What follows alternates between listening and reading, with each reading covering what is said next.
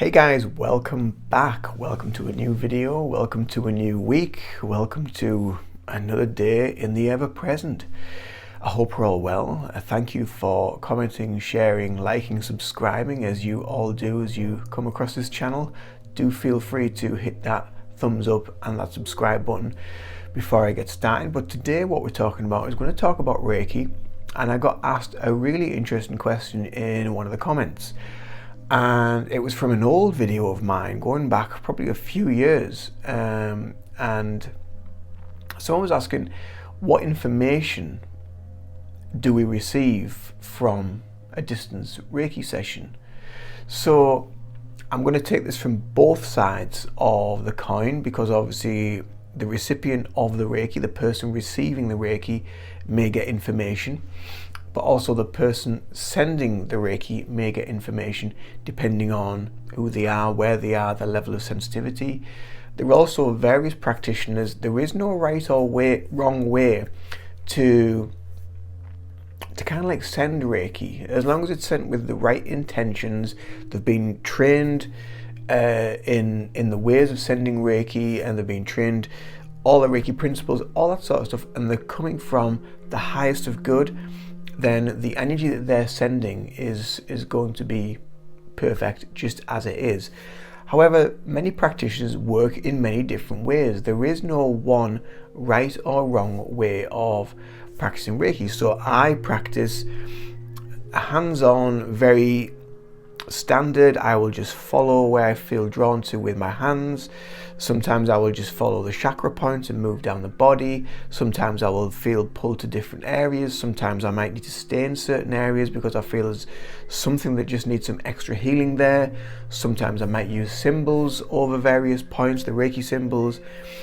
Sometimes I receive information for the client. Sometimes I don't. Every session is different, but every session is just as beautiful as the last and as the next session as well. So there is no definite way of saying you're going to get this and you're going to get that, because you are constantly evolving, you are constantly changing, and what you need in every single moment is changing in every single present moment. So sometimes our conscious mind will say, oh, I've got this pain in my back, I really need something for that. And they identify with the physical pain. What actually could be happening is it could actually be a blocked emotion that is causing the pain in the back, because you're carrying too much. You're carrying too much in life, and it's causing strain, it's causing pressure. Maybe it's causing tension. You may be too tense. You might be holding on to too much. You might just need to learn how to let go. So there's various different things. We have to look at, when we're doing the energy healing, when we're doing the Reiki, we have to look at it as a holistic practice. So we have to look across the whole spectrum. But getting back to the question at hand, what information do we get? So as a recipient, it really varies. It depends on how relaxed you are. It depends on if you're quite sensitive and quite open to the energy as well. Some people can be very much kind of cynical and very much doubt the process and put a little bit of an egoic block up because they don't believe what is happening is actually happening. But they also receive the healing regardless of whatever blocks they put up. The healing will take place where it needs to. But as the person receiving, you may just see colours. You may feel a gentle tingling or vibration around the body. You may see faces. You may be aware of just shadows. With your eyes closed, you might just be aware of just shadows. Some of my clients have had this feeling that there's somebody just been here just looking at them at the side of the head. Some of my clients see flowers. Some of my clients see water. So you get a lot of symbology, and you get a lot of kind of metaphor, and that's usually how energy connects to and speaks to us, is through metaphor and through symbology, rather than just a clear, definitive word or sign.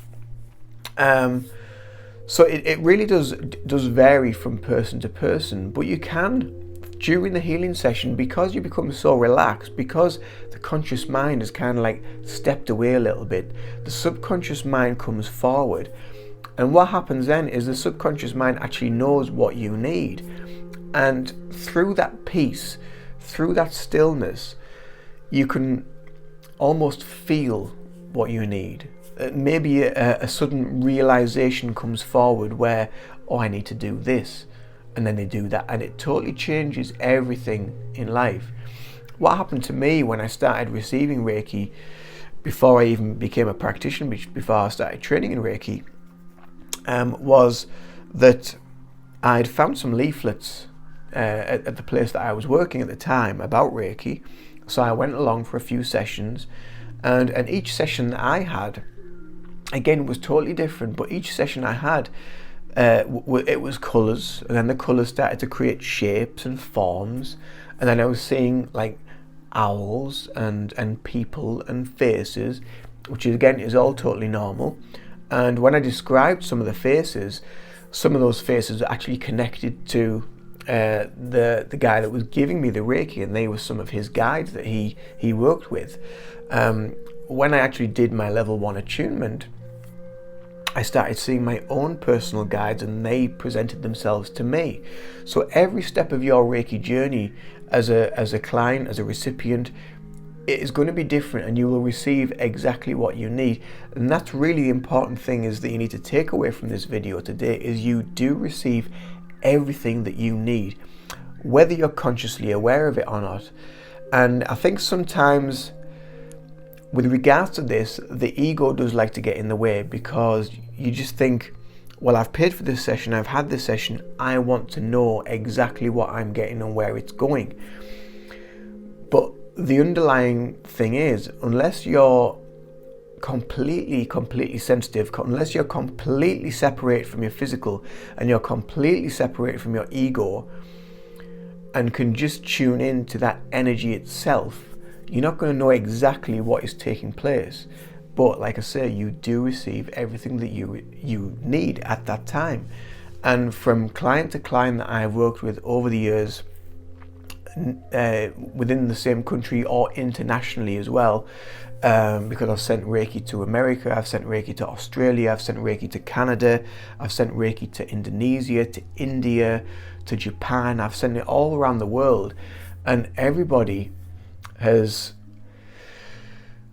just said how amazing it felt for them, how relaxed they felt, how it opened various parts of them open, how it opened up their life to new things, to new aspects. And the thing about energy as well, with energy healing, is the energy is going to those blocks within your everyday life. It's going to those blocks that are taking place within you, within the patterns, within the trauma, within the ego, within the mind. It's going to everything. It's going to everything that you need in that present moment.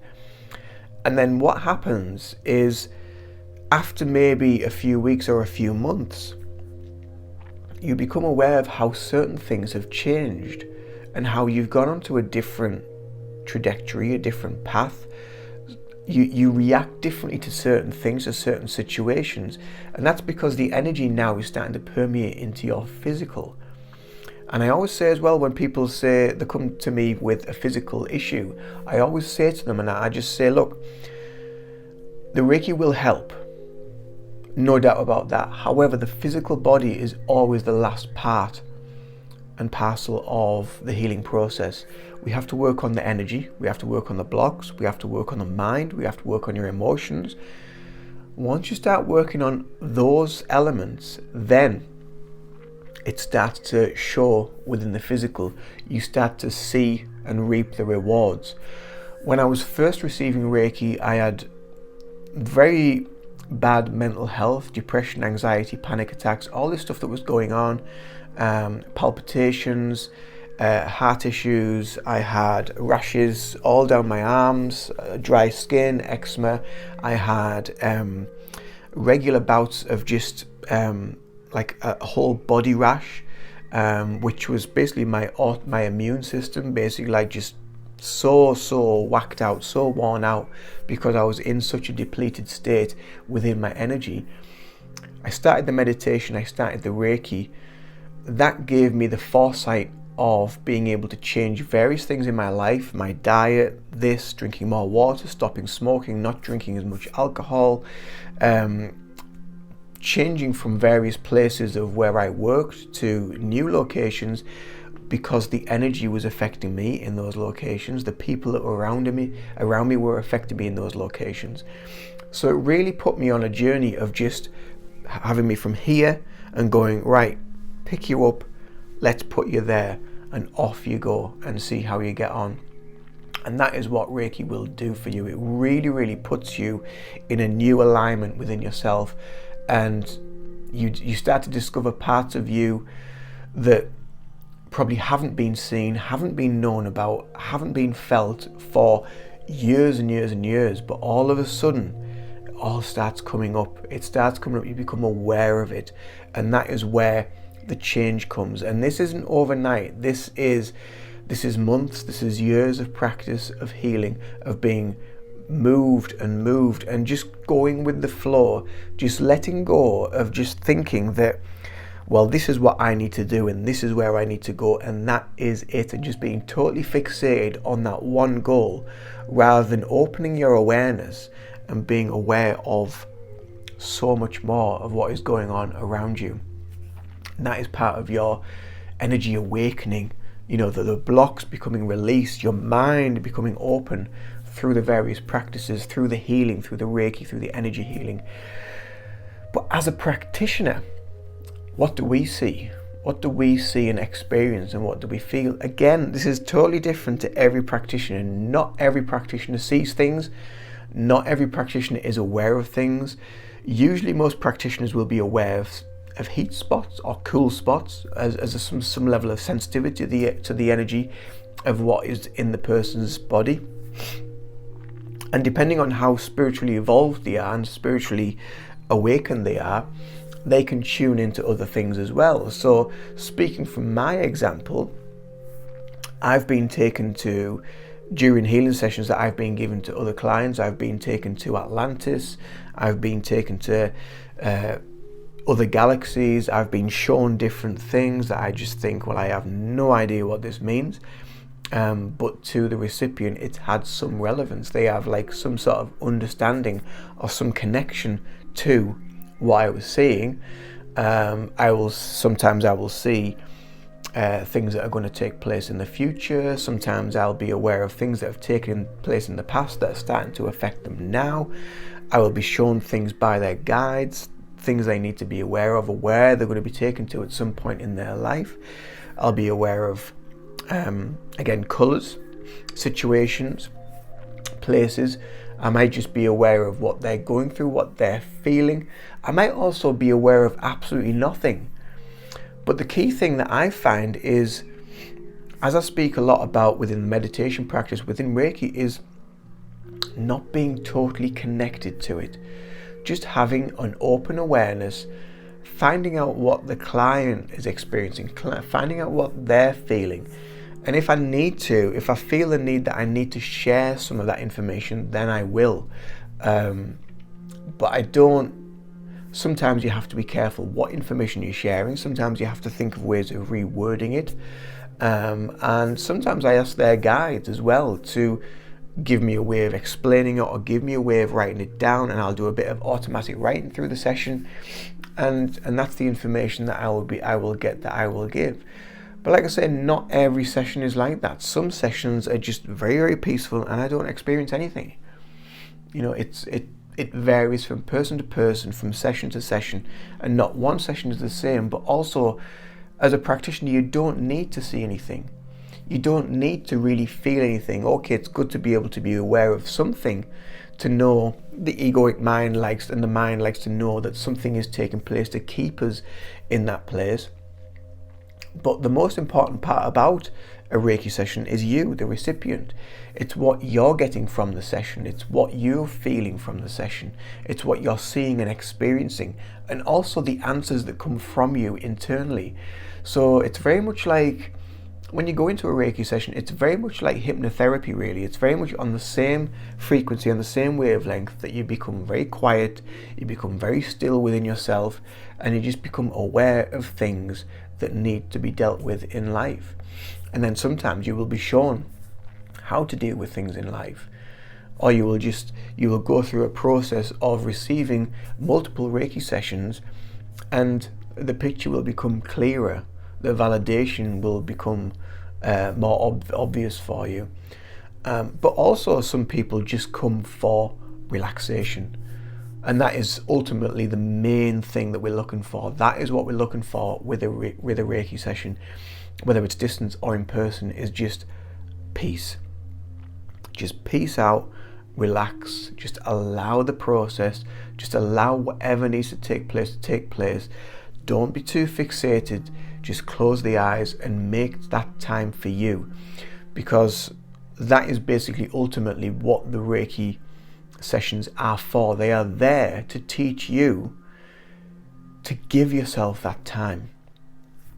Every day, every week, every fortnight, whatever time you can give yourself, create that discipline, find that stillness, find the now, find you. That is what is most important about a healing journey, is about always going back to you. It's going back to that starting point to realize who you are, where you are, why you are. And sometimes the answers will unfold of where and how you need to go about the different things that come through in those healing sessions. So I hope this video has helped. I hope it's been enlightening for anybody that wonders about a Reiki session. What do we feel? What do we see? What do we experience? It's totally different. Everybody is totally different depending on your level of sensitivity, where you are. And again, you don't need to be sensitive to receive Reiki. You don't even need to be open to it. If you're accepting and you just want to give it a go, your subconscious mind, your higher self has already said, yes, finally, we're going to get a little bit of healing, we're going to get a little bit of peace, and it's going to do us the world of good. We're going to feel so much better after it. Set that intention, keep that focus in mind, and the Reiki, it will just do what it needs to do, and you will feel so good after it. All that being said, if you want to book some Reiki, if you want to get some healing from me, then get in touch via my website, which is always, everything is always linked below in the descriptions box in my videos, my website, my socials, ways of getting in touch. What you'll need to do through the website is email me via the website. So the first little button says book online. Just click that, it will take you to your email. Send me an email saying that you're interested in trying some Reiki, whether it's half an hour or an hour for your distance healing. Or if you live locally, then obviously in-person Reiki, we can arrange that as well. We can also arrange other things through the website, such as hypnotherapy, EFT sessions, guided meditations, and things in between, crystal healing, little bits of certain shamanic tools that I like to use alongside the healing as well. So if that sounds like something that you are interested in, you want to give it a go, you want to give it a try, and really start to open you up on your spiritual healing journey, then do get in touch, send me an email, get in touch below, and we'll get the ball rolling. And I can't wait to work with you and help you take those first steps to discovering you. Have a beautiful, beautiful day wherever you are. Do take care. Much love. Namaste.